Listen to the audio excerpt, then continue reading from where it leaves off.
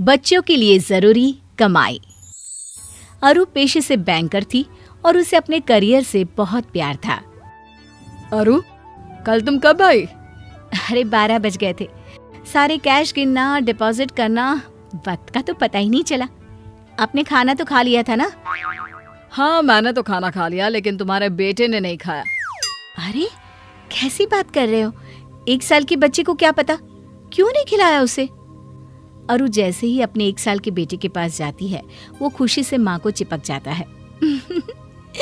ये लो मेरा बेबी, खाना खा, खाना, मेरा बेटा। अरु प्यार से बच्चे को खाना खिलाती है। वो पूरा खाना खा लेता है।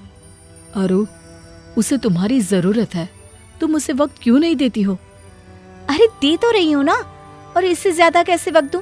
नौकरी भी तो जरूरी है। किसने कहा क्यों जरूरी है? कोई जरूरी नहीं है। मैं कमा रहा हूँ ना, तुम घर पर रहो। वाह, क्या बात कर दी तुमने। यही बात मैं बोलती तो, कि तुम घर में रहो, मैं कमा रही हूँ। तो जरूर छोड़ देता, अगर मुन्ने की जरूरत मैं पूरी कर पाता तो। वो तुम्हें ही पूछता है, तुम्हारे बिना कुछ नहीं खाता। अरु देखिए, लड़ाई करने का मन है ना तो खुल के कर लीजिए लड़ाई।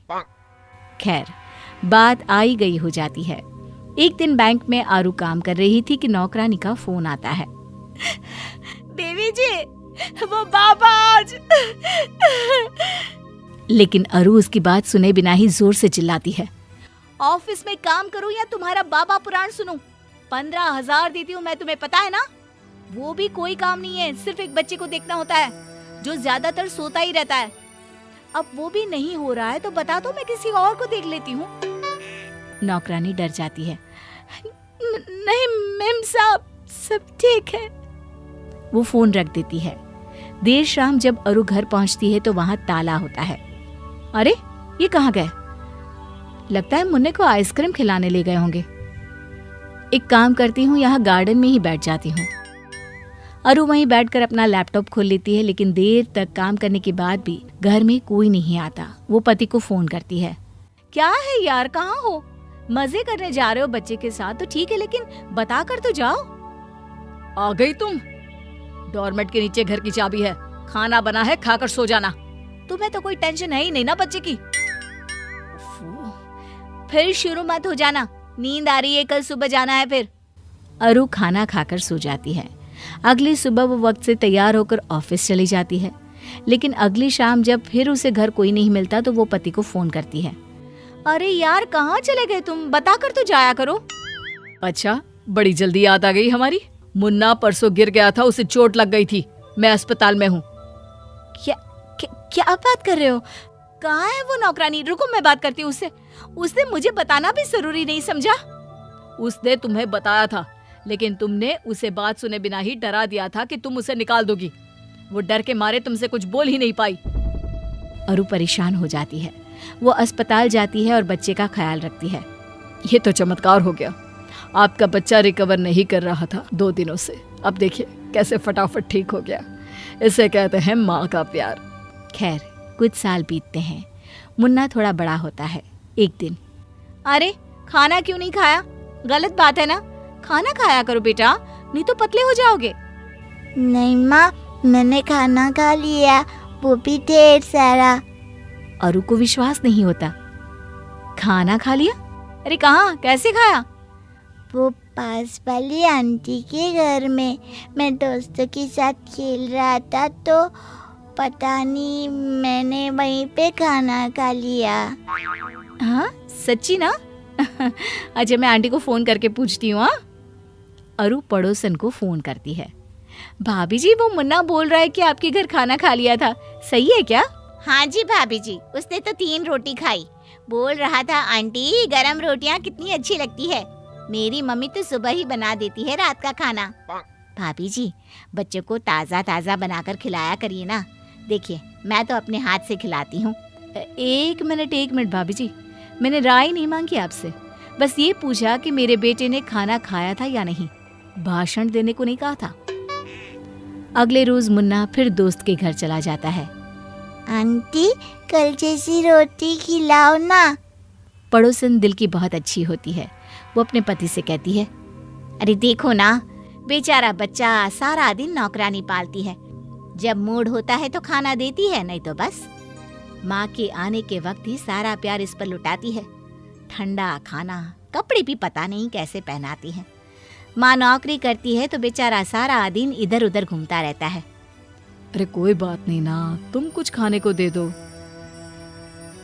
बेचारा अच्छे घर का बच्चा आस पड़ोस और नौकरानी के भरोसे रहता। फिर एक रोज, माँ मैम ने बुलाया है। ठीक है बेटा, हम कल चलेंगे।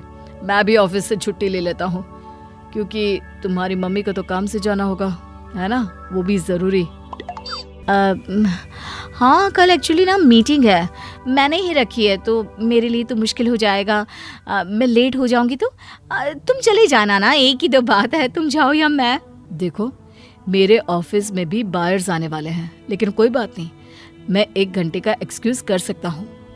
पति बच्चे के स्कूल जाता है, जहाँ टीचर उसे मुन्ने की ढेर सारी कमी, कॉन्फिडेंस का लेवल लो होना बताती है।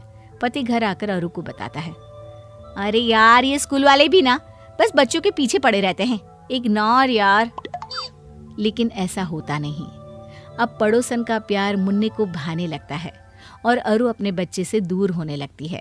उसके बर्थडे के दिन, अरे भाभी जी, मैं आपके बेटे को पार्टी के बाद घर छोड़ दूंगी। अरे नहीं, वो तो मुन्ने से इतना प्यार है कि मैंने सोचा मैं भी बर्थडे में आ जाऊं। आपकी मदद कर देती हूँ बच्चों को खाना सर्व करने में। पड़ोसन मुन्ने के बर्थडे में रुक जाती है। अरु जैसे ही मुन्ने को कपड़े पहनाने लगती है, मैं नए कपड़े आंटी के हाथ से पहनूंगा। नहीं, मैं पहनाऊंगी। वो जबरदस्ती कपड़े पहनाने की कोशिश करती है, लेकिन मुन्ना मानता ही नहीं। अरे पहनाने दो ना, कोई बात नहीं, आज उसका जन्मदिन है, आज तो मत करो ऐसा व्यवहार। अरु कपड़े पड़ोसन को दे देती है। फिर पार्टी शुरू होती है, जहाँ केक काटने के वक्त, नहीं, मैं आपके हाथ से नहीं, आंटी के हाथ से केक कटवाऊंगा। आंटी। वो रोने लगता है।